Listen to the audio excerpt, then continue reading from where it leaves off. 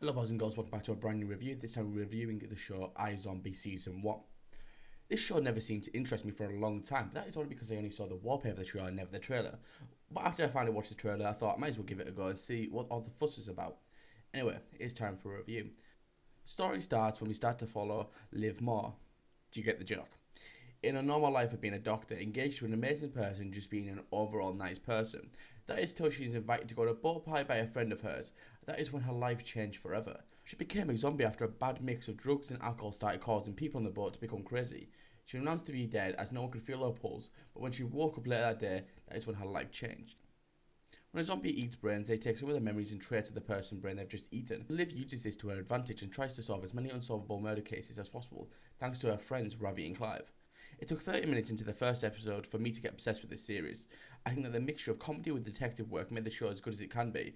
It reminds me a little bit of a zombie version of Sherlock Holmes, as it could be any little thing that could set off a vision, which could help Liv solve that case. The series is based on a comic book, but I didn't know this till I started. And that's only because the way the text is written, how they make their transitions look like a comic book title being flipped over.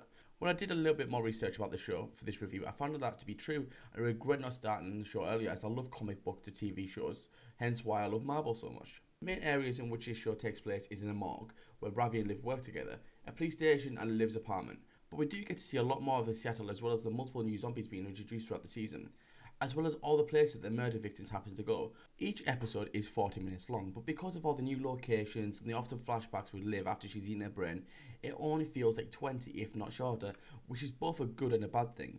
A bad thing when you want to watch more than one episode before bed, you assume that they're only 20 minutes long till you realise that it's 4 in the morning and you've watched 10 episodes by accident. It's also a good thing. The acting is great. Liv plays a functional zombie very well. It's because of her and Ravi that the show is as good as it is. I love the relationship of overexcited and helpful boss friend of Ravi. He wants to make sure that Liv is doing okay in her ever-changing personality of hers. Do I think you should watch this show? Of course I do. I think it's a show that everyone is going to love, as it got a little bit of everything. Action, comedy, detective work and a bit of romance. What is there not to love? With good acting and great story, you're just going to have to watch this show. This has been Aaron Moore, sign. I'll see you next time. Bye guys.